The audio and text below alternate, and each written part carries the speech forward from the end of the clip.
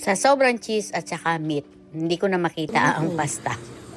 So, ganito gumawa ng lasagna ang aking anak. Sabi ko, anak, ang liit ng kawali mo, lipat natin sa malaki. Sabi niya, woman, be quiet. Ang liit ng yung kawali. I am cooking. Alam mo yun yung pag ikaw ang nagluluto, yung ayaw mong pinakikialaman. Pero magaling magluto ang anak ko, hindi katulad dati. Nung bata pa yan, ang una kong pinaluto sa kanya, sabi ko, magluto ka ng kanin, ng bigas.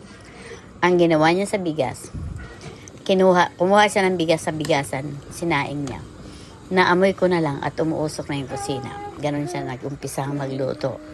Pero ngayon, ang laki ng in-improve niya, napakagaling niya magluto. Sige mo, sa sobrang dami ng meat. At saka ang daming cheese. Tapos 2 box ng mozzarella, ng pasta. Yan eh, si over yan eh. Pero ang sarap. Sobrang, ako naman ang gusto ko kasi sa lasagna, yung nasasalat ko pa yung lasagna. Hindi ko na masalat ang lasagna eh. Kasi ang dami niyang nilagay na cheese.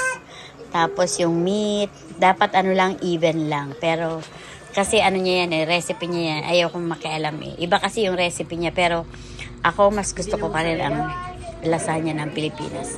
Kesa sa, ito parang American lasagna. Pero, although napakasarap. At saka perfect ang paggagawa niya. Gustong-gusto ng mga apo ko. Gustong-gusto nilang lahat. So, okay na yun. So, ayun lang guys. Thank you for watching.